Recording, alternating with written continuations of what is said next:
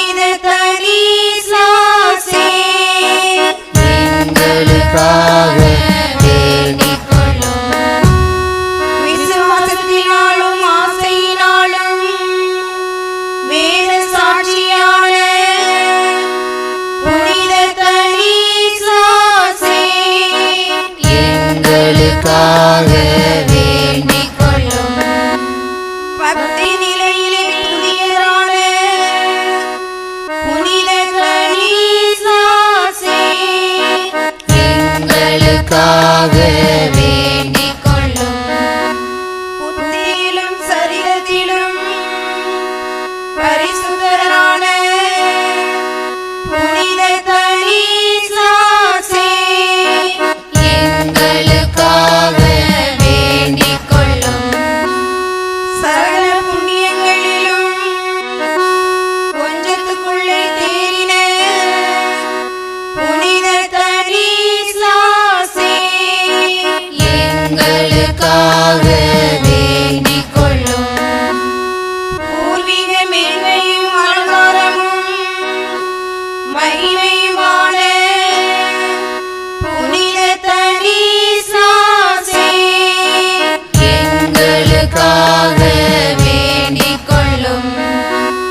உம்மை பிரார்த்திக்கிறவர்களுக்கு தஞ்சமும் மகிமையுமான புனித தனிஸ்லாசே எங்களுக்காக வேண்டிக் கொள்ளும். நோயாளிகளுக்கு அடைக்கலமும் ஆறுதலுமான புனித தனிஸ்லாசே எங்களுக்காக வேண்டிக் கொள்ளும். வாலிபர்களுக்கு மாதிரியான புனித தனிஸ்லாசே எங்களுக்காக வேண்டிக் கொள்ளும். ஜீவியத்திலும் மரணத்தின் பின்பும் புதுமையில் பிரபலமான புனித தனிஸ்லாசே எங்களுக்காக வேண்டிக் கொள்ளும். பரம வீட்டில் பிள்ளா பாக்கியவத்தினாலும் புனித தனிஸ்லாசே எங்களுக்காக வேண்டிக் கொள்ளும். எங்கள் ஊரின் பாதுகாவலரான புனித தனிஸ்லாசே எங்களுக்காக வேண்டிக் கொள்ளும். எங்களுக்கு நல்ல மழையை பொழியச் செய்கிறவரான புனித தனிஸ்லாசே எங்களுக்காக வேண்டிக் கொள்ளும்.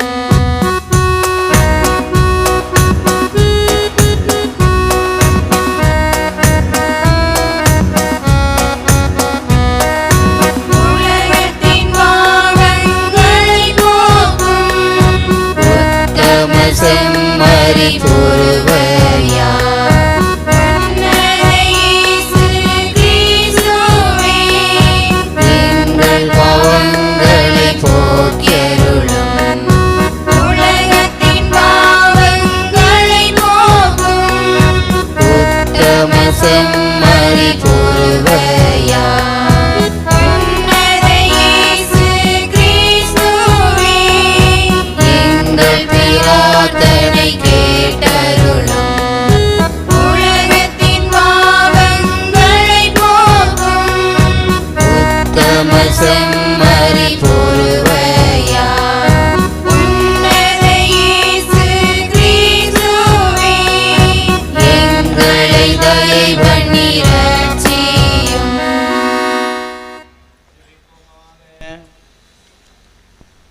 ஜெபிப்போமாக. சர்வேஸ்வரா சுவாமி முது ஞானத்தின் அப்பஸ்தலருக்குள்ளே இளம்பிராத்திலே முதிர்ந்த அச்சிசதனத்தின் வர பிரசாத்தை புனித தனுசுலாசுக்கு தந்தருளி நீரே.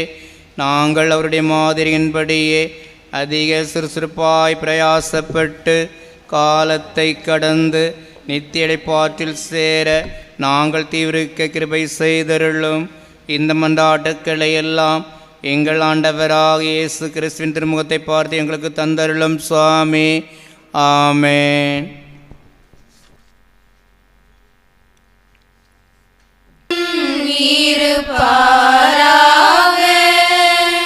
மத்தேயு எழுதிய தூய நற்செய்தியிலிருந்து வாசகம். ஆண்டவரே மாட்சி உமக்கே. அதிகாரம் 9 இறைவார்த்தைகள் 35 தொடங்கி 37 முடிய. இயேசு நகர்கள் சிற்றூர்கள் எல்லாம் சுற்றி வந்தார். எங்கும் அவருடைய தொழுகை கூடங்களில் கற்பித்தார். விண்ணரசை பற்றிய நற்செய்தியை பறைசாற்றினார். நோய் நொடிகள் அனைத்தையும் குணமாக்கினார். திரண்டிருந்த மக்களை அவர் கண்டபோது அவர்கள் மேல் பரிவு கொண்டார். அவர்கள் ஆயிரில்லா ஆடுகளைப் போல் அலைக்கழிக்கப்பட்டு சோர்ந்து காணப்பட்டார்கள். அப்பொழுது அவர் தம் சீடர் நோக்கி, அறுவடை மிகுதி, வேலையாட்களோ குறைவு. ஆகையால் தேவையான வேலையாட்களை தமது அறுவடைக்கு அனுப்பும்படி அறுவடையின் உரிமையாளர் மன்றாடுங்கள் என்றார். ஆண்டவரின் அருள்வாக்கு. கிறிஸ்துவே உமக்கு புகழ்.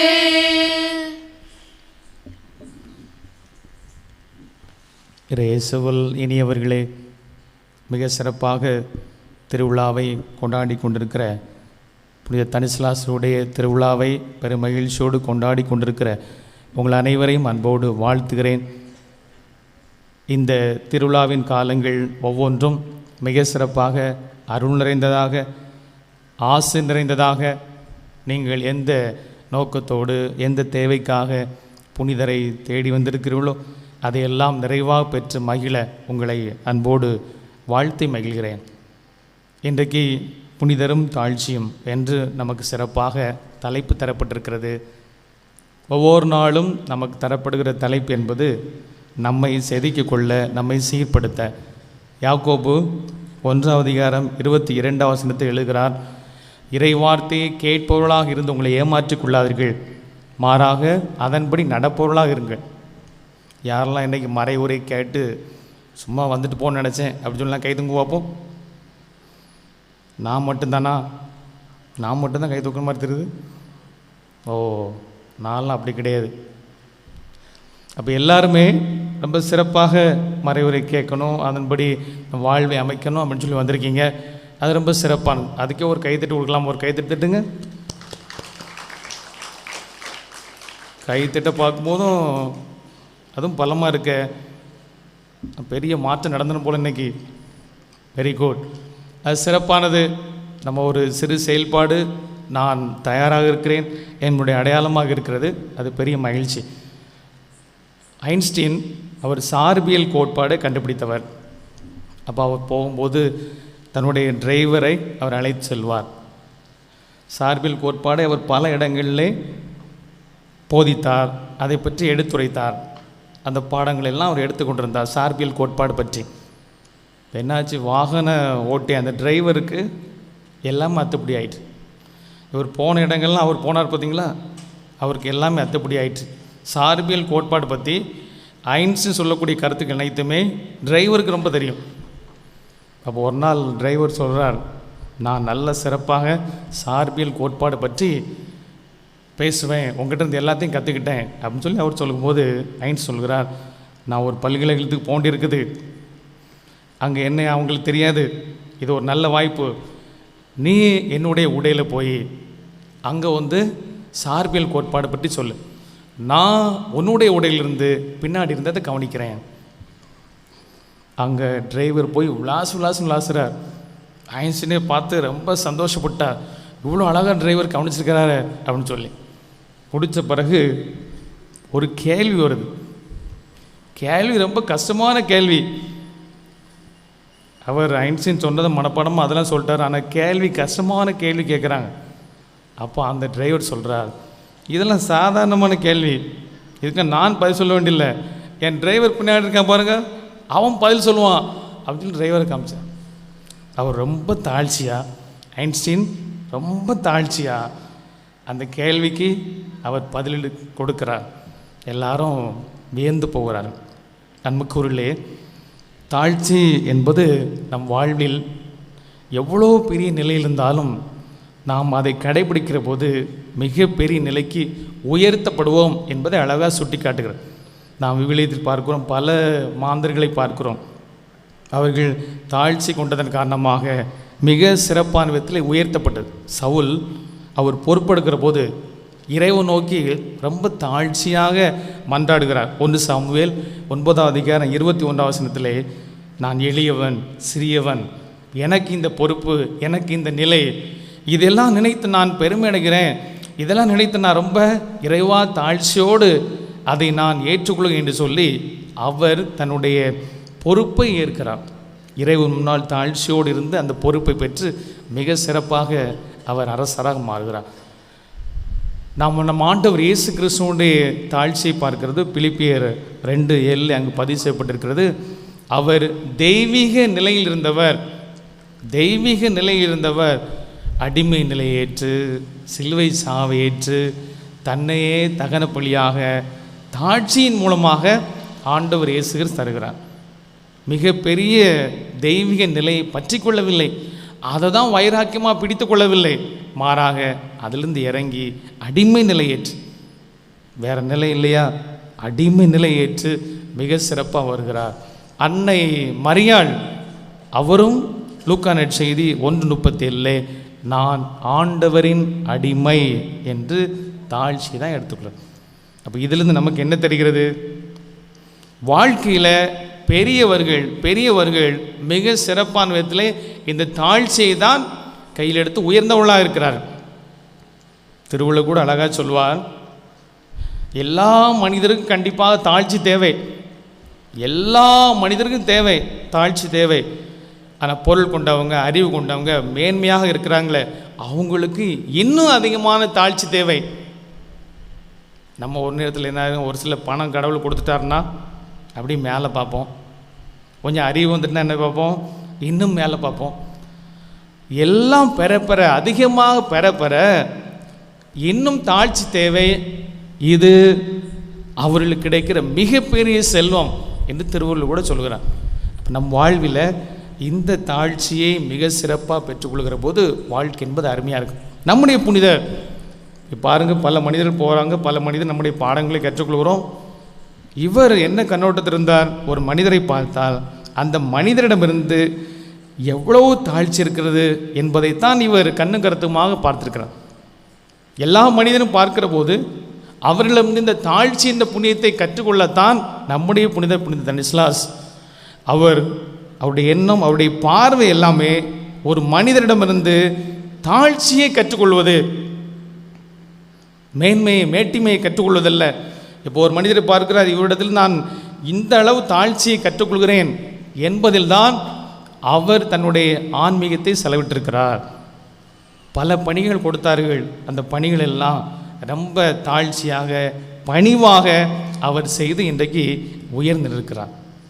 அன்புக்குள்ளே இன்றைக்கு நமக்கும் இந்த தாழ்ச்சி தேவைப்படுகிறது. கொஞ்சம் நல்லா இருந்த மாதிரி தெரியும், சுனாமி வந்தது, அப்போ மனிதர் கொஞ்ச நாள் வினாயிட்டாங்க, தாழ்ச்சி ஆகிட்டான். கொரோனா வந்துச்சு, எம்மா இனி ஆணவெல்லாம் கொல்லக்கூடாது, ரொம்ப அடங்கி போகணுன்றாங்க. இப்போ ஒன்றும் இல்லை, ஆணவம் மேலே இருக்குது. இந்த நேரத்தில் இது அவசியமானது தான், இந்த டாபிக் என்பது அவசியமானது தான், தேவையானது தான்.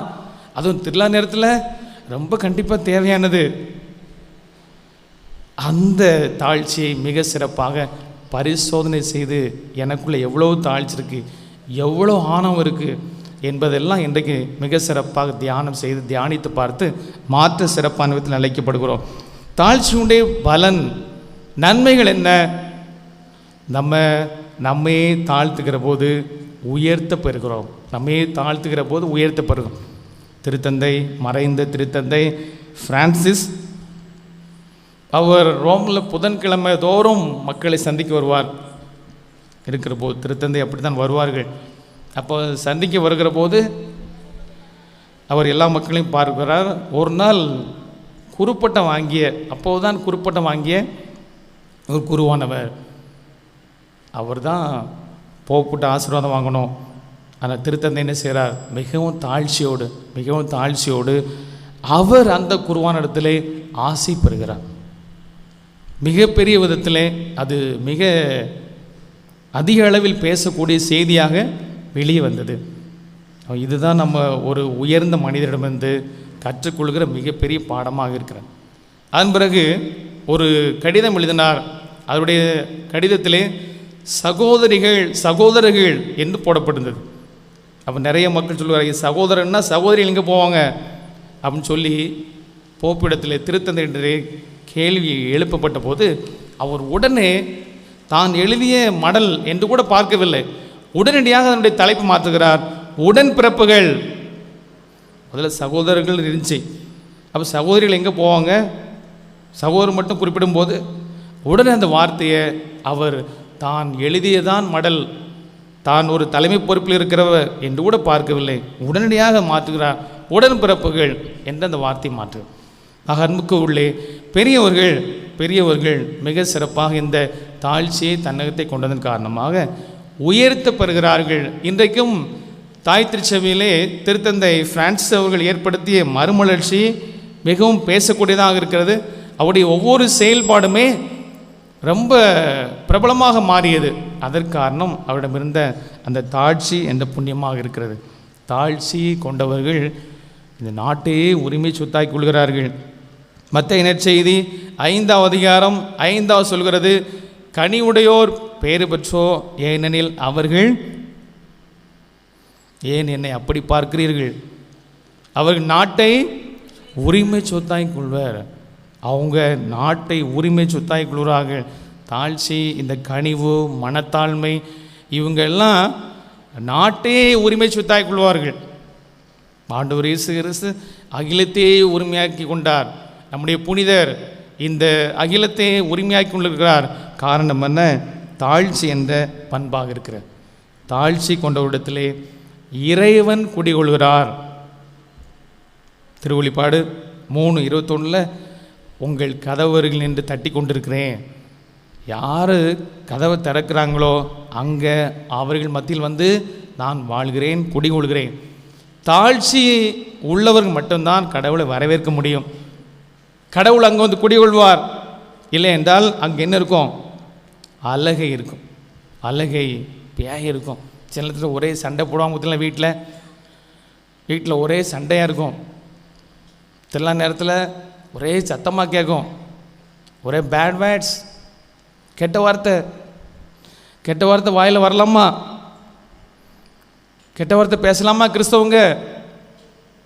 அதெல்லாம் பேசலாம் ஃபாதர். லாரியாக பேசலாம், லோடில் இறக்கலாம். இதெல்லாம் என்ன? தாழ்ச்சி இல்லாதன் காரணமாக வருகிற வார்த்தைகள். அப்போ திருவிழா நேரத்தில் கெட்ட வார்த்தை போடாங்க, அதுக்கு பிறகும் போடாதீங்க. கெட்ட வார்த்தை போடும்போது முதல்ல என்ன செய்வாங்க? வாயில் சிலுவை போடாமல் பார்த்தீங்களா? இப்போ சிலுவை போடலை, அது நான் ஸ்டாப்பாக போயிட்டுருக்கு. கெட்ட வார்த்தை எதுவுமே பயன்படுத்தக்கூடாது. அப்போ தாழ்ச்சி உள்ளவங்க அந்த வீட்டில் கடவுள் கொடி கொள்கிறார். இப்போ நீங்கள் வேகமாக தேடி போய் பாருங்கள், நம்ம வீட்டில் கடவுள் இருக்காரான்னு பாருங்கள். ஷாக் ஆகிறாங்க, போன உடனே கடவுளை காணுமெண்டு. அப்போ கடவுளை கொண்டு வர்றதுக்கு, வீடுகளில் இல்லங்களில் கடவுளை கொண்டு வர்றதுக்கு தாழ்ச்சியாக நடந்து கொள்ளணும். அன்னை தெரசா சொல்லுறாங்க, எல்லாரும் இறக்கத்தான் போகிறோம், அது ஒரு இறக்கத்தோடு இருப்போம், தாழ்ச்சியோடு இருப்போம். எல்லாருமே இறக்க போகிறோம், அது ஒரு தாழ்ச்சியாக இருப்போமே, அது ஒரு கனிவாக இருப்போமே. அப்படி அன்னை தெரசா மிக சிறப்பாக சொல்கிறாள். ஆக அன்புக்குள்ளே இது நல்ல நேரம், இது எல்லாருக்கும் தேவையான மறைவுரை. எல்லாரும் ஆழமாக உள்ளே செல்ல வேண்டியது தாழ்ச்சியாக, பணிவா. புனித அகஸ்தினார் சொல்கிறார், மனிதர்களாக நமக்கு 3 புண்ணியங்கள் தேவை. முதல் புண்ணியம் தாழ்ச்சி, 2வது புண்ணியம் தாழ்ச்சி, 3வது புண்ணியம் தாழ்ச்சி. நான் முதல் புண்ணியம் போய் நீங்கள் தாழ்ச்சின்னு சொல்லணும். அப்படி 3 நேரம் சொல்லி நீங்கள் சொல்லணும், சரிங்களா? சத்தம்மா. முதல் புண்ணியம், ஏன் அம்மா பரவாயில்லையே. 2வது புண்ணியம், அடே எங்க பரவாயில்லையே. 3வது புண்ணியம். சார் இன்றைக்கி ஒரு முடிவோடு தான் வந்திருக்கீங்கன்னு அவ்வளோ மாற்றிடணும். Right, very good, super. இப்போ இப்படி இருக்கிறதே, இப்படி ரொம்ப ஆர்வமாக இருக்கிறதே ரொம்ப அற்புதமாக. அப்போ மனிதர்களுக்கு இது ரொம்ப அவசியமான உணர்வு தான் புனித அகஸ்தினார் சொன்னது. அதன் பிறகு மேன்மை அடைய, ஒரு மனிதர் மேன்மை அடைய, நல்லா உயர்ந்து போகணும், ப்ரொமோஷன் எதிர்பார்க்கும் பார்த்தீங்களா, அலைய வேண்டியதில்லை, எங்கேயும் போய் அலைய வேண்டியதில்லை, எங்கேயும் போய் ரெக்கமெண்டேஷன் போக வேண்டிய தேவையில்லை. தாழ்ச்சி உள்ளவங்க ரெக்கமெண்டேஷனே வேண்டாம். கடவுள் ஆட்டோமேட்டிக்காக 1 by 1 தூக்கிட்டே இருப்பார். அவர் மேலே கொண்டு போய் பார்த்து அழகு பார்ப்பார். என் பிள்ளைக்கு எவ்வளோ அழகு தாழ்ச்சி இருந்து அதை வச்சு வச்சு அவர் அழகு பார்ப்பார் தாழ்ச்சி உள்ளவங்களை. நீதிமொழிகள் 18:21 சொல்கிறது, மேன்மை அடைய ஒரே ஒரு வழி, அது தாழ்ச்சி. ஒரு வாழ்க்கையில் மேன்மை அடையினா ரொம்ப அவசியமானது தாழ்ச்சியாக இருக்கிறது. அப்போ அந்த தாழ்ச்சியை நான் ரொம்ப சிறப்பாக கொண்டிருக்க வேண்டும். அப்போ நம்ம யாரையும், மனிதர்களாக யாரையும் போய் பார்க்க வேண்டிய அவசியம் இல்லை, யாரையும் கெஞ்ச வேண்டியதில்லை, யார் காலையும் பிடிக்க வேண்டியதில்லை. சிறப்பான விதத்தில் நம்முடைய மேன்மையை ஒவ்வொரு நாளும் பார்த்து கொண்டிருக்கலாம். மேன்மையை மிக நிறைவாகவே அனுபவிக்க கொள்ளலாம். அது தாழ்ச்சியில் தான். கடவுள் ஆண்டவர் இயேசு கிறிஸ்து அப்படி அடைந்ததன் காரணமாக பவுல் எழுதுகிறார் பிலிப்பியர் 2:10, இயேசுவின் பெயருக்கு விண்ணவர் மன்னவர் மேலுலகோர் கீழுலகோர் அனைவரும் மண்டியிடுவர். இப்போ நற்கருணை ஆண்டு வரும்போது நம்ம ஆட்டோமேட்டிக்காக முழங்கால் போடுறோமே, அது எல்லாமே அவர் கொண்டிருந்த அந்த தாழ்ச்சி. பிலிப்பியர் 2:11 பவுல் சொல்கிறார், இயேசுவே ஆண்டவர் என எல்லா நாவும் அறிக்கையிடும். எல்லாரும் இயேசு தான் நம்ம சொல்கிறோம். அந்த பேர், அந்த மிகப்பெரிய புகழ் என்பது நம்ம ஆண்டவர் இயேசு கிறிஸ்துவுக்கு தாழ்ச்சியினால் கிடைத்த பெயர். ஆக அன்புக்கு உள்ளே நம்ம ஆண்டவர் இயேசு கிறிஸ்து இங்கு வந்தது ஏதோ நம்ம எல்லாருமே பொருளாதார ரீதியாக வசதியாக ஆக்கவில்லை, அதற்காக வரவில்லை. ஏழைகள் உள்ளத்தோர் பெயர் பெற்றோர் என் பெயர், அவர்கள் பெயர் பெற்றவர்களாக இருக்கிறாங்க. நம்ம மனசை, நம்முடைய நற்பண்பை உருவாக்கத்தான் அவர் வந்தார். நல்ல பண்பை கொடுப்பதற்காக, நல்ல புண்ணியங்களை பெறுவதற்காக ஆண்டவர் இயேசு கிறிஸ்து நம்மை சிறப்பாக உருவாக்க வந்தார். அதன் அடிப்படையிலே நாம் அவரை வணங்குகிறோம், ஆராதிக்கிறோம். அந்த ஆண்டவனது தாழ்ச்சியை மிக சிறப்பாக பெற்றுக்கொள்வோம். அந்த தாழ்ச்சியை நாம் பெறுவதற்காக செய்ய வேண்டியது என்ன, அதை வளர வைப்பதற்கு என்ன செய்யணும்? முதல்ல என்ன செய்யணும்? அவமானங்கள், அதை தாங்கி கொள்ளணும். அவமானங்கள் வாழ்வில் நிறைய வரும். அவமானங்கள் வருகிற போது அந்த இடத்துல ரொம்ப பொறுமையாக நிதானமாக செயல்பட பழகிக்கொள்ள வேண்டும். இது ஒரு அவமானம் வரலையா? வரும், அவமானம் வரும். அப்போ அந்த நேரத்தில் ரொம்ப பொறுமையாக தாழ்ச்சியாக இருப்பதற்காக மிக சிறப்பாக பழகிக்கொள்ளணும். பாருங்கள், ஒரு நல்ல பிரபலமான ஒரு பேச்சாளர், நல்ல சிறப்பாக பேசக்கூடியவர், நல்ல அருமையான உரை கொடுத்துருந்தார். நல்ல அருமையான உரை கொடுக்கும்போது, நல்ல தயார் பண்ணி சிறப்பான உரை கொடுக்கும்போது கூட்டத்தில் இருந்து ஒருத்தன் செருப்பதுக்கு போட்டான். எப்படி இருக்கும் பாருங்களா? கூட்டத்தில் ஒருத்தன் செருப்பதுக்கு போட்டான். இப்போ நீங்கள் அங்கே விளையாண்டுக்கிட்டு இருந்தாலும் எனக்கு கொஞ்சம் டிஸ்டர்பன்ஸாக இருக்குது. யாரும் விளையாடலை, நல்லா தான் அருமையாக கவனிச்சிட்ருக்கீங்க. செருப்பதுக்கு போட்டான். எப்படி இருக்கும்? இது ஒரு அவமானம், இது ஒரு இழிவு. அப்போ அவர் என்ன சொல்கிறார்? நண்பா, ஒரு செருப்பை தூக்கி போட்டிருக்கார், இன்னொரு செருப்பையும் தூக்கி போட்டால் நான் பயன்படுத்திக்கணும்ல, அதையும் தூக்கி போடு அப்படிங்கிறார். பாருங்கள், இது போல் ஒரு பொறுமை, நிதானமாக செயல்படுது என்பதெல்லாம் நம் வாழ்க்கையில் இருந்தபோது கண்டிப்பாக நம்ம தாழ்ச்சியில் வளர முடியும். இது போன்று வருகிற போது, இது போன்ற சூழ்நிலை வருகிற போது எமோஷனலாக பொங்கிடக்கூடாது, உடனே ஆவுன்னு கத்திடக்கூடாது, நிதானமாக செல்ல. ஆண்டவர் இயேசு கிறிஸ்து சொல்லும் போது விவிலியம் என்ன சொல்கிறது? அவர் கத்தாத செம்மறி, அவர் கத்தாத செம்மறி எப்படி இருந்தார்? சாரோனின் வண்ண ரோஜா, பள்ளத்தாக்கின் அழகு லீலி, அவ்வளவு சிறப்பாக இருந்த அந்த கடவுளை எப்படி ஆக்குனாங்க? உழுது போட்ட நிலம் போல அவரை மாற்றினார்கள். அவர் உடம்பு எப்படி இருந்துச்சு? உழுது போட்ட நிலம் போல அப்படி எடுத்தாங்க. அப்போ அந்த நேரத்தில் அவர் கத்தாத செம்பரியாக ஆண்டவர் இயேசு கிறிஸ்து தாங்கி கொண்டார்.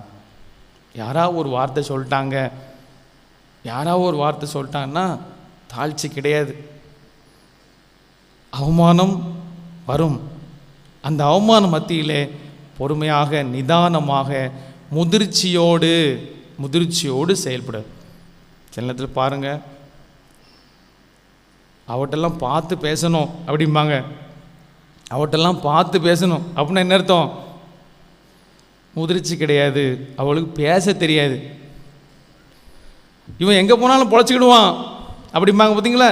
எங்கே போனாலும் பொழைச்சிக்கிடுவான் அப்படின்னா நல்ல பேசக்கூடியவன், ஒரு பண்பான வார்த்தைகளை பேசி நல்ல உயர்வுக்கு வந்துடுவான், அது ரைட். இப்போ அதே போல் நம் வாழ்வில் இருப்பதற்காக சிறப்பாக நாம் பழகிக்கொள்ள வேண்டும். அன்புக்குள்ளே நாம் எல்லா சூழ்நிலையும் நிதானமாக செயல்படுவதற்கான பண்பில் வளர்கிற போது அது முதிர்ச்சியாக இருக்கிறது. எல்லா நாளுமே ஒரே நிலையில் இருப்பதற்காக அல்ல, நம்ம மாறணும், குணத்தை மாற்றணும், குணநலன்கள் மாற்றம் ஏற்படணும். அப்படி இருக்கும் போது தான் வாழ்க்கையில் ஒரு சிறப்பு நிலை பெற முடியும். புனித இன்னாசியார் சொல்கிறார், லிட்டில் மோர் என்கிறார். இன்றைக்கி நான் கொஞ்சம் குணத்தில் குறைவாக இருந்தால் நாளைக்கு வரும்போது கூடணும். கொஞ்சம் கொஞ்சமாக வளர்ந்து அந்த தெய்வீக நிலையில் வளர வேண்டும். ஆண்டவர் இயேசு கிறிஸ்து ரொம்ப பெர்ஃபெக்டான ஆள். மத்தேயு நற்செய்தி 5:48 சொல்கிறது, உங்கள் விண்ணக தந்தை நிறைவுள்ளவராக இருப்பது போல நீங்களும் நிறைவுள்ளவராக இருங்கள். அவர் ரொம்ப நிறைவான கடவுள். ஆனால் நம்ம கொஞ்சம் கொஞ்சமாக மாற்றி அந்த நிறைவுக்கு வர வேணும். அந்த நிறைவு காண்பதற்கு ஒரு பகுதியாக தாழ்ச்சி என்பது சிறப்பாக இருக்கிறது. ஆக அன்புக்குள்ளே அவமானம் அல்லது அடுத்தவர் நம்மை காயப்படுத்துகிற போது அதிலே தாழ்ச்சியாக இருப்பார். ஆண்டவர் இயேசு கிறிஸ்து அந்த சிலுவையில் தொங்குற போது கூட லூக்கா நற்செய்தி 23:34 அவர் சொல்கிறார், தந்தையே இவர்களை மன்னியும். பாருங்கள், அந்த நிலையில் ஒன்றுமே செய்யலை. அப்பவும் பாருங்கள், ஒருத்தன் குத்தக்கு தான் நிற்கான், ஈட்டியில் குத்தக்கு தான் நிற்கான். அப்பவும் சொல்லுகிற வார்த்தை என்ன? மன்னி. அப்போ நம்ம வாழ்க்கையில் இது மிக சிறப்பாக அருமையாக செயல்படுகிற போது நம்ம உயர்ந்துக்கிட்டே இருக்கோம். தாழ்ச்சி என்பது ஒரு தோல்வி இல்லை, அது ஒரு வீழ்ச்சி இல்லை, மாறாக அது உயர்வு, மிகப்பெரிய விதத்தை நம்மை கொண்டு போகிற ஒரு சிறப்பான ஆயுதமாக கருவியாக இருக்கிறது. இரண்டாவதாக தாழ்ச்சி நாம் வாழ்க்கையில் கொள்ள வேண்டாம், ஆணவத்தை தவிர்ப்பது. வயதாக ஆக நல்ல குணம் வரணும். பார்த்தீங்களா, நல்ல குணம் வரணும்.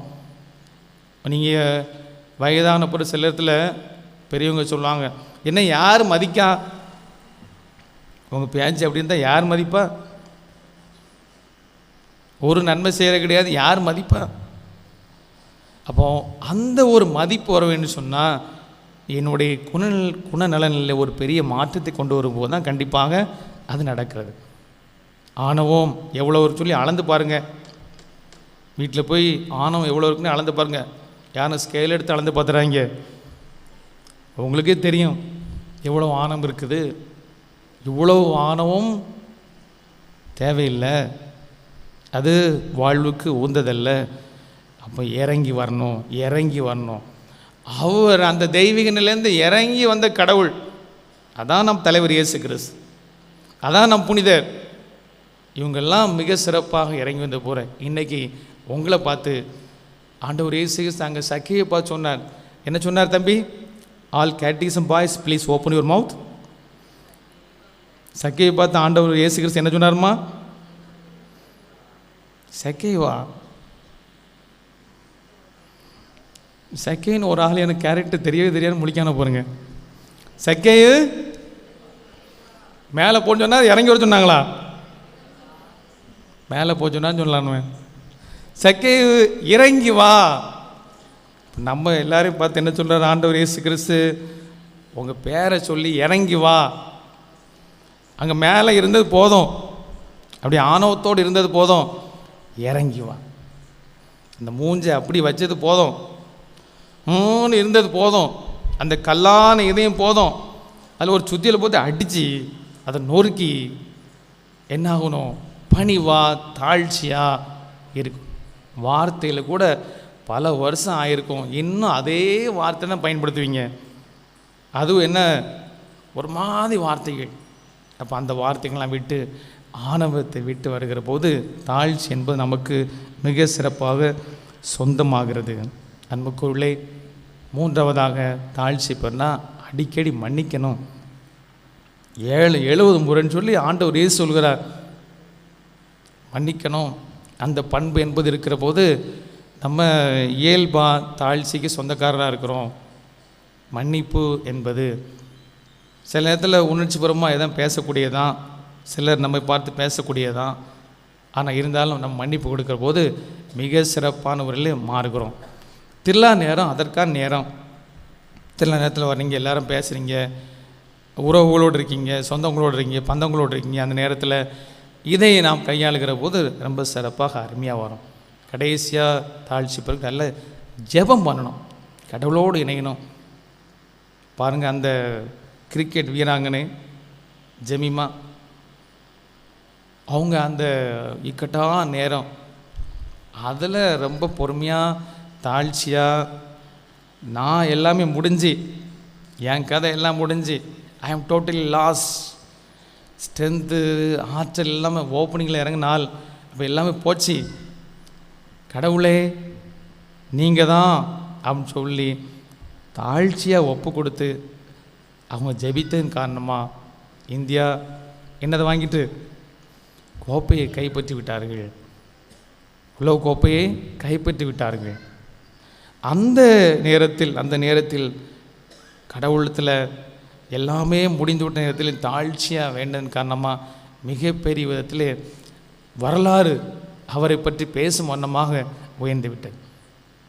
நம் வாழ்வில் இந்த பெரிய புண்ணியம் நம் மத்தியில் இருக்குன்னு சொன்னால் ரொம்ப சிறப்பாக அருமையாக தாழ்ச்சி மிக்கவர்களாக இருக்கும். வாழ்க்கையில் நாம் பல நிலையில் இந்த விஷயத்தில் இதில் நாம் உயர்ந்திருக்க வேண்டும் என்று நினைக்கிறோம். ஆனால் தாழ்ச்சியில் உயர்ந்து நிற்க வேண்டும் என்று ஒரு ஆழம், தாழ்ச்சியில் உயர்ந்திருக்க வேண்டும் ஒரு ஆர்வம் நமக்குள் வருகிற போது அது நம்ம சிறப்பாக அருமையாக மாற்றுகிறோம். ஒரு அரசர் இருந்தால் அந்த அரசற்ற முனிவர் போகிறார். முனிவர் போய் இப்படி பணிவாக அவர் வேண்டுகிறார், அந்த அரசருக்கு வணக்கம் செலுத்துகிறார். அந்த அரசன் அவரை கூட ரொம்ப தாழ்மையாக நல்ல குனிந்து அவருக்கு வணக்கம் செலுத்துகிறார். அப்போ அமைச்சர்லாம் கேட்குறாங்க, அவர் சாதாரண முனிவர், நீங்கள் ஏன் அவருக்கு அவ்வளோக்குள்ளே வணக்கம் செலுத்தணும்? அப்போ அந்த அரசு சொல்கிறார், நான் செல்வத்திலையும் பொருளிலையும் உயர்ந்தவனாக இருக்க ஆசைப்படலை, நான் வச்சிருக்கிற வசதி வாய்ப்புகள் இதில் உயர்ந்தவனாக இருக்குன்னு ஆசைப்படலை, மாறாக தாழ்ச்சி இந்த பணிவு இதில் தான் நான் உயர்ந்தவனாக இருக்கேன்னு சொல்லி ஆசைப்படுறேன் அப்படின்னு அவர் சொல்கிறார்.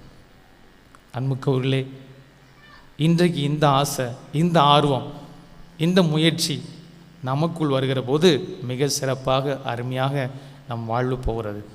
அப்போ இன்றைக்கு கடவுள் விரும்புவது இதுதான்.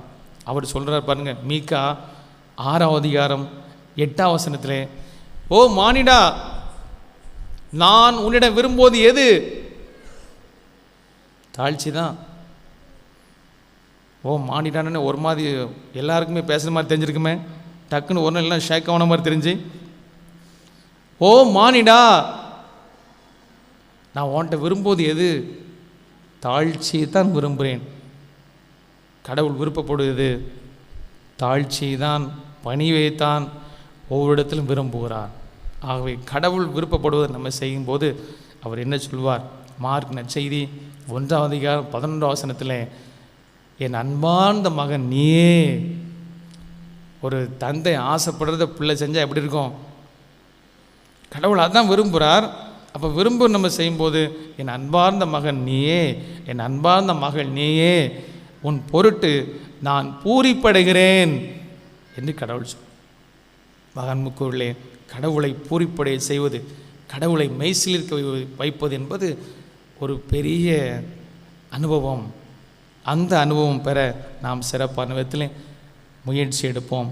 இந்த தருணத்திலே நம்மையே பரிசோதனை செய்து ஆழமான முயற்சியில் செய்து தாழ்ச்சி கொண்டு பணிவு கொண்டு ஒவ்வொரு காரியத்தையும் செய்வோம். கடவுள் நமக்கு மட்டும்தான் வாயை கொடுத்தவர், பேசுவதற்காகவும் ஒரு வாய்ப்பு கொடுத்துருக்கார். பார்த்தீங்களா? மற்ற மிருகங்கள்லாம் பேச முடியாது. மற்ற மிருகங்கள்லாம் என்ன செய்கிறாங்க? அவங்க சாப்பிட மட்டும் தான் முடியும். ஆனால் நமக்கு வாய் இருக்குது, நம்ம பேசலாம். அப்படி பேசக்கூடிய வார்த்தைகள் அது பண்பாகவும் பணிவாகவும் தாழ்ச்சியாக இருக்கிற போது நமக்கு கடவுள் கொடுத்த கால்கள், உடல் உறுப்புகள், இவற்றினால் அந்த தாழ்ச்சியை வெளிப்படுத்தும். பவுல் சொல்கிறார் பிலிப்பியர் 1:20, என் உடலால் இயேசு கிறிஸ்துவை பெருமைப்படுத்துவேன். இந்த உடல் முழுவதுமாக தாழ்ச்சி நிறைந்து, இந்த உடல் உறுப்புகள் முழுவதுமாக தாழ்ச்சி நிறைந்தால் கடவுள் பெருமைப்படுத்தப்படுகிறார். ஆகவே இன்றைக்கு கடவுள் நம்மை பெருமைப்படுத்த விரும்புகிறார், உயர செல்ல விரும்புகிறார், மேன்மைப்படுத்த விரும்புகிறார், நம் வாழ்விலே அதிசயங்கள் செய்ய விரும்புகிறார். அது இந்த தாழ்ச்சி என்ற புண்ணிய வழியாக அது சிறப்பாக இருக்கிறது. நம்முடைய புனிதர் தாழ்ச்சி என்ற இந்த புண்ணியத்தின் வழியாக உயர்ந்து நிற்கிறார். அவர் நம்முடைய வாழ்வுக்கு உயரமான வழிகளை சொல்லித் தருகிறார்.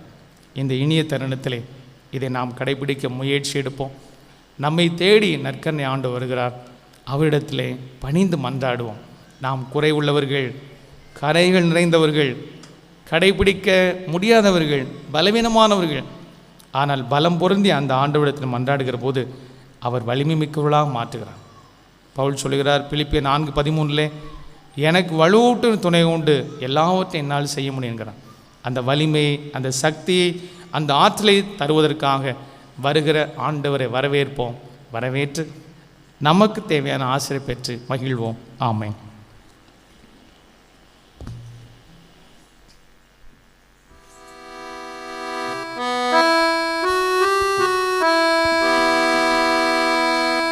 எங்களுக்கு பாதுகாவலாயிருக்கிற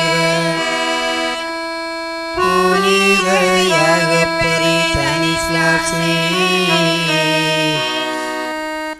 எங்களுக்காக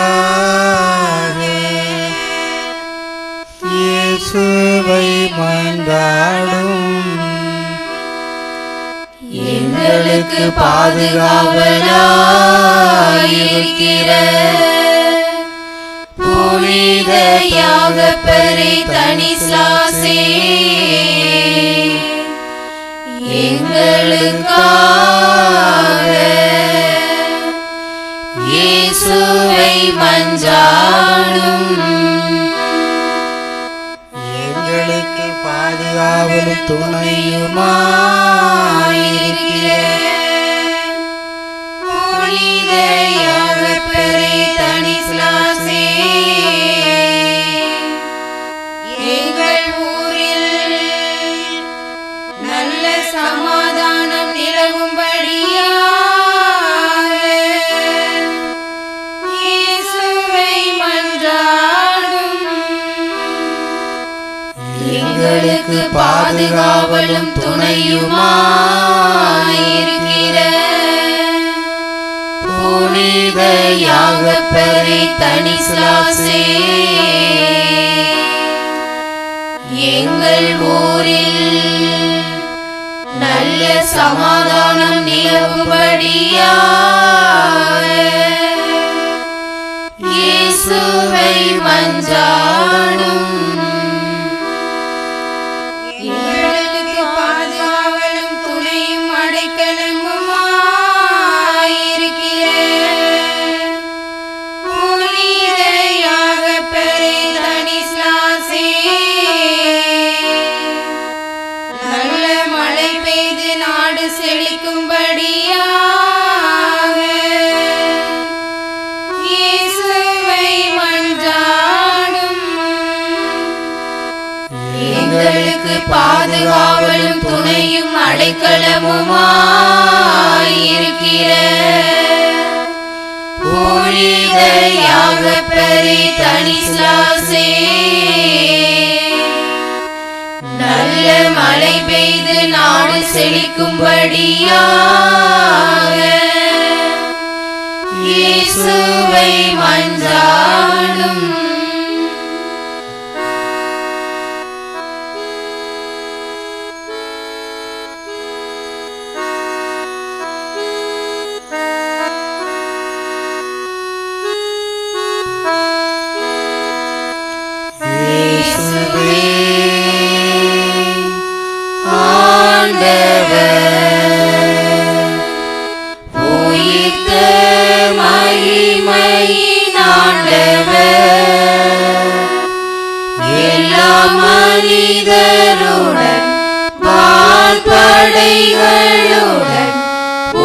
உம்மை பணிந்து ஆராதிப்போம்.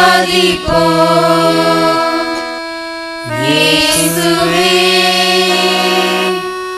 ஆண்டவர், உயிர்த்த மகிமையின் ஆண்டவர், எல்லா மனிதருடன் வான்படைகளுடன் உம்மை பணிந்து ஆராதிப்போம். இயேசுவே ஆண்டவர்,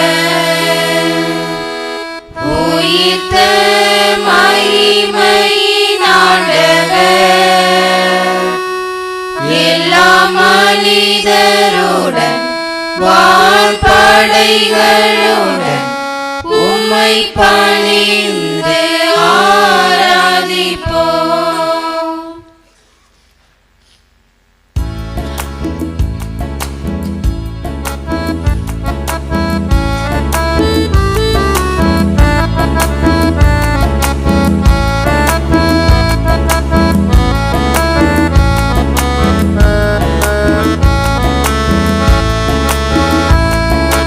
இயேசுவே என் நிறைவா, உமது பாதம் தேடினேன்.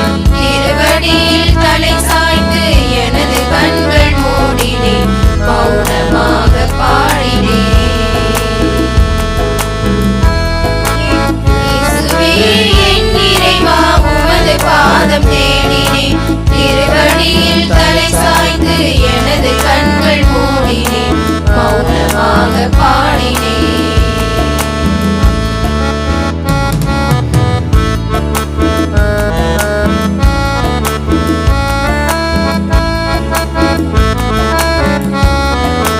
அழகி பொறிந்த உயிர்கள் பல விலகி பிரிந்து போயின. நிலவு போல மொழிந்த முகங்கள் நினைவுகளாயின. அழகி பொறிந்த உயிர்கள் பல விலகி பிரிந்து போயின.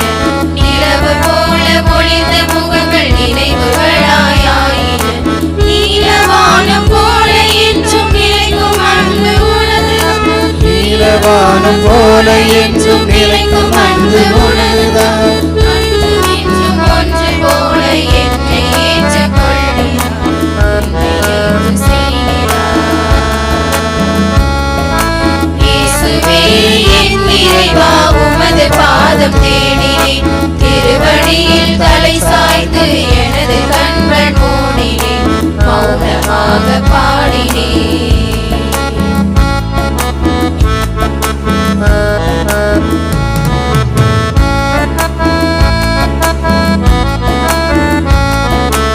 அழுது ஓய்ந்த மனதை உந்தன் அன்பை சொல்லி தேற்றுவேன்.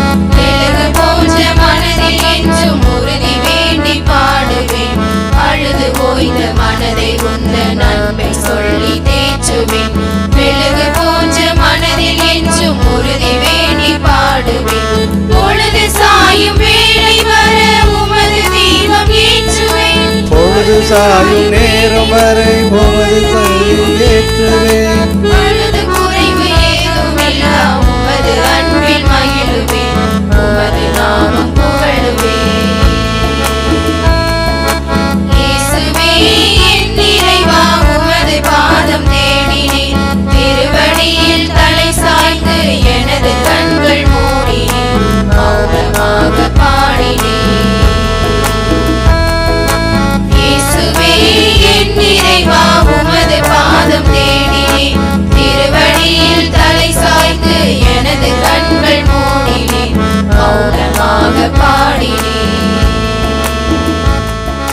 மௌனமாக பாடினேன். மௌனமாக பாடினேன். பூரண பரிசுத்த கடவுளாகிய சேசுவே, அத்தியந்த பயபக்துடன் தேவரீரை ஆராதிக்கிறோம். தேவரீருக்கு மிக பெரிய சுகந்த புண்ணியமாகிய கருப்புக்கு விரோதமாய் மனு மக்களால் இதுவரைக்கும் செய்யப்பட்ட சகல பாவதோஷ பரிகாரங்களுக்கு பரிகாரமாக சந்நியாசுடி மாறாத விரதத்தையும் பரிசுத்த கன்னியருடைய மரியாதை ஒடுக்க வணக்கத்தையும் தேவரிற்கு ஒப்பு கொடுக்கிறார் சாமி. நிலையான புகழுக்குரிய தூய இறை நன்மைக்கு எல்லா காலமும் தொழுகையும் புகழும் போற்றியும் மாற்றியும் உண்டாக கடவது.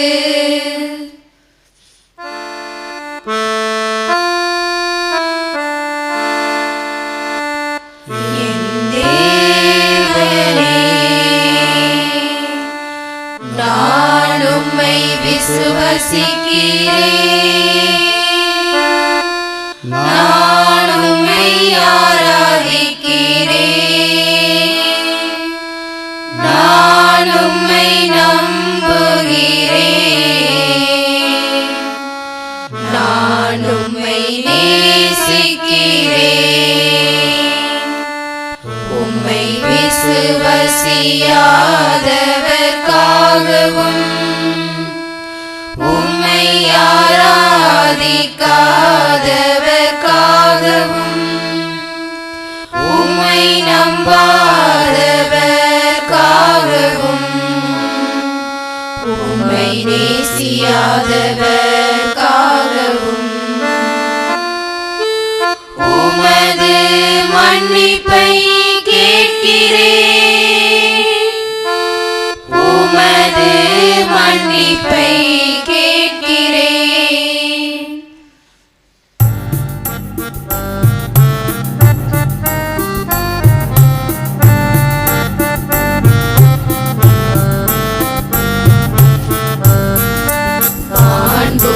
ஆண்புயரிவ்வருள் அடையாளத்தை தாழ்ந்து பணிந்து ஆராதிப்போம்.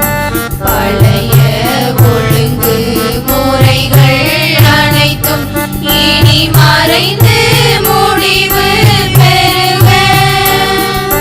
புதிய ஒழுங்கு முறைகள் வருக. புலன்களாலே மனிதர் இதனை அறிய இயலா. குறையை நீக்க நம்பிக்கையின் உதவி பெறுக.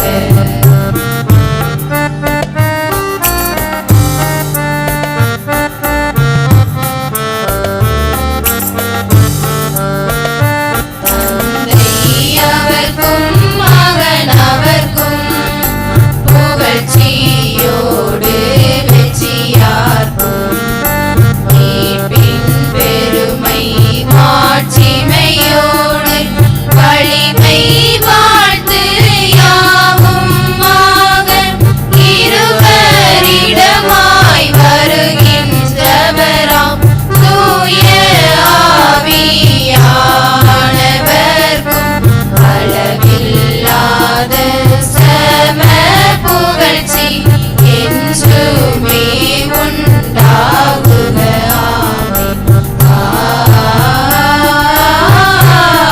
ஆமென்.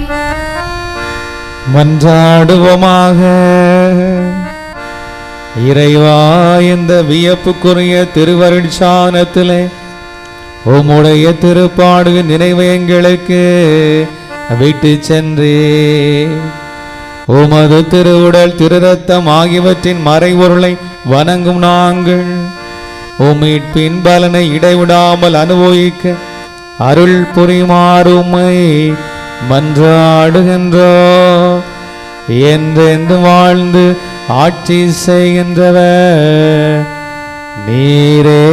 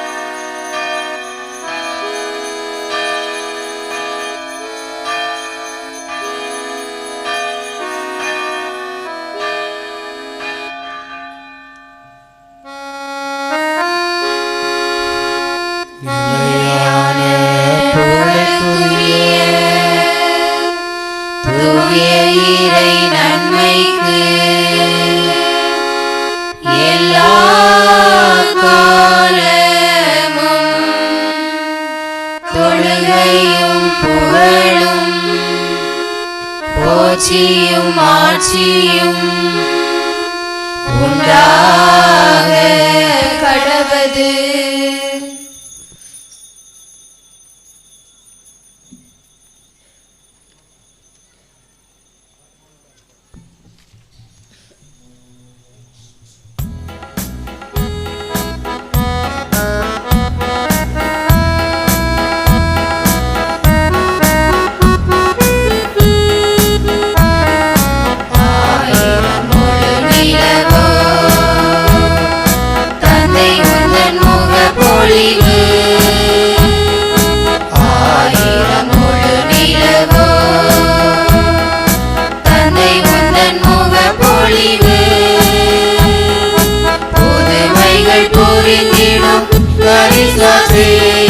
புதுமைகள் புரிந்திடும் கரிசாசி இதயத்தை ஆள்பவரே, இதயத்தை ஆள்பவரே. தருவாய் உன் அருள்தனையே அகற்றும் என் மனதின் இருளினையே. அள்ளி தருவாய் உன் அருள்தனையே அகற்றும் என் மனதின் இருளினையே. ஆயிரம் முழு நிலவோ தந்தை உந்தன் முகப்பொழிவு. ஆயிரம் முழு நிலவோ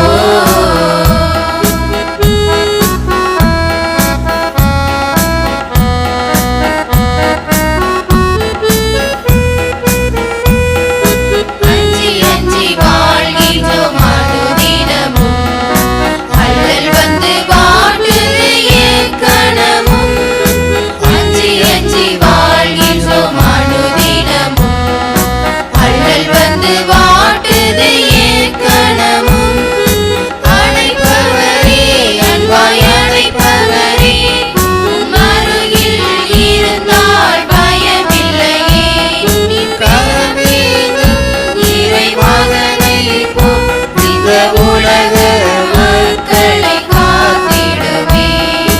அள்ளி தருவாய் உன் அருள்தனையே அகற்றும் என் மனதின் இருளினையே. அள்ளி தருவாய் உன் அருள்தனையே அகற்றும் என் மனதின் இருளினையே. ஆயிரம் முழு நிலவோ தந்தை உந்தன் முகப்பொழிவு. ஆயிரம் முழு நிலவோ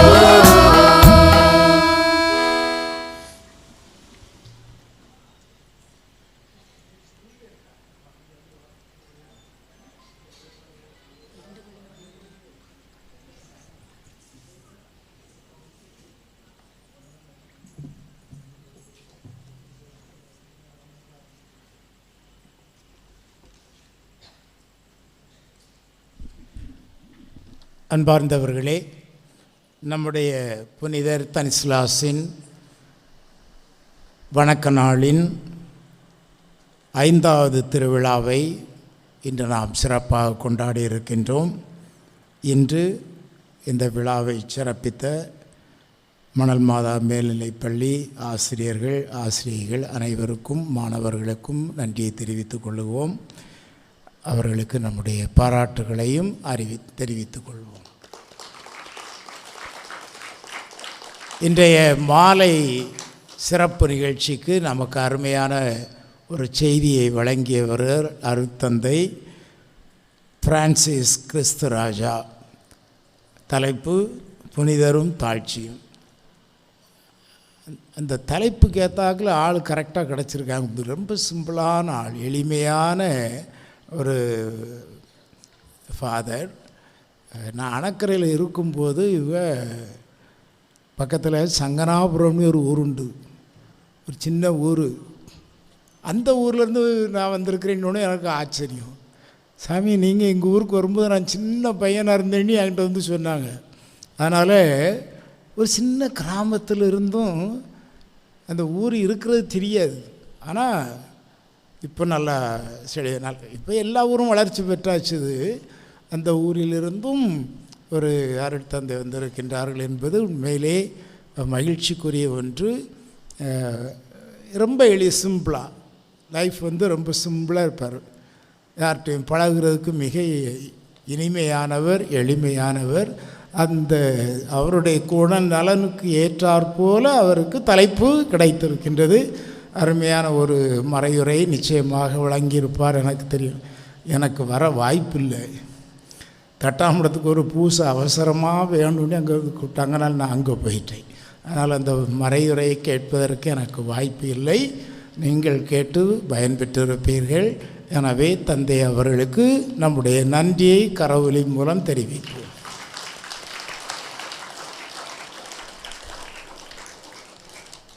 இன்னொரு முக்கியமான அறிவிப்பு பார்த்துடுங்க. யாரெல்லாம் பைபிள் கொண்டு வந்திருக்கீங்க கைவுங்க. பைபிள் கொண்டு வந்திருக்கவங்க மட்டும் இங்கே வரணும். ஃபாதர் ஒரு சின்ன ஒரு நிகழ்ச்சி நடத்துவார்கள். சரியா? பைபிள் கொண்டு வந்திருக்கவங்க மட்டும்தான், வேற யாரும் வரக்கூடாது. கடன் வாங்கிட்டு போய் வரக்கூடாது, அங்கே போய் யார்ட்டையா தூக்கிட்டு வரேன்னு வரக்கூடாது. இங்கே யாரெல்லாம் கொண்டு வந்திருக்கீங்களோ, அப்போ இது எதற்கு இதை அவர் என்கிட்ட அதைத்தான் சொன்னாங்க. இதை எதற்கு செய்கின்றார்கள் என்றால், கோயிலுக்கு போனால் பைபிளை கொண்டு போகணும். ரேஷன் கடைக்கு போனால் பை தூக்கிட்டு போகிறோம்ல. யாராவது பையெல்லாம் போவோமா ரேஷன் கடைக்கு? கரெக்டாக போவோம். மீன் கடைக்கு போனால் வேறு மாதிரி போவோம். அந்த இடத்துக்கு தகுந்தாக்கில் நம்ம போகிறோம். அதே போல் கோயிலுக்கு வரணும்னா பைபிள் கட்டாயம் கையில் இருக்கணும். பைபிளும் ஜெபமாலையும் கட்டாயம் கையில் இருக்கணும். இன்றைக்கி எத்தனை பேர் வச்சுருக்கேன்னு பார்ப்போம். முடிஞ்சோடனே இங்கே வாங்க, ஃபாதர் ஒரு சின்ன போட்டி நடத்துவார்கள். அதுக்கு பரிசு உண்டு. பரிசு ஒரு தனிப்பட்ட நாளில் சிறப்பாக உங்களுக்கு வழங்கப்படும். நீங்கள் அங்கீகரிக்கப்படுவீர்கள். எனவே பைபிள் வச்சுருக்கவங்க மட்டும் பைபிளோடு இங்கே வருமாறு கேட்டுக்கொள்கின்றேன். நாளைய தினம் நம்முடைய திருவிழாவின் 6வது நவநாள். திருவிழா நவநாளை சிறப்பிப்பவர்கள் அமலோர் மாதா சபை இளம்பெண்கள், பாடகர் குழுவினர்கள், கோல்பிங் இயக்கத்தை சார்ந்தவர்கள், மத்தேயு தோமா அன்பியத்தை சார்ந்தவர்கள். காலை 6 மணிக்கு ஜெபமாலையும், அதைத் தொடர்ந்து காலை 6:30க்கு காலை 6:30 மணிக்கு 6:15 போட்டிருக்கு. திரியாத்திரையும் திருப்பலியும் நடைபெறும். மாலை 6:30 மணிக்கு ஜெபமாலையும் நற்கருணை ஆசீரும், அன்றைய செய்தி புனிதரும் குழந்தை இயேசுவும் என்ற செய்தியும் நமக்கு வழங்கப்படும். அருட்தந்தை செல்வராயர் நாளைய மறையுரை நமக்கு வழங்குவார்கள். எனவே அனைவரும் நாளைய நிகழ்ச்சியிலும் பங்கு பெறுமாறு உங்களை அன்போடு கேட்டுக்கொள்கின்றேன். ஆண்டவர் நம் புனிதரோடு உங்களை சந்தித்து இந்த இரவு நல்ல ஒரு நேரத்தை தருவார். இன்று 8:30 மணிக்கு ஒரு கலை நிகழ்ச்சி இருக்கிறது. நம்முடைய குழந்தைகள் 2 தொடக்கப்பள்ளியின் குழந்தைகளும் நிகழ்ச்சி கொடுக்கின்றார்கள். சாப்பிட்டுட்டு உடனே வந்துருங்க. அதற்கு முன்னதாக பைபிள் வைத்திருப்பவர்கள் பீடத்திற்கு முன் வருமாறு உங்களை அன்போடு கேட்டுக்கொள்கின்றேன். அனைவருக்கும் இனிய மாலை வணக்கம்.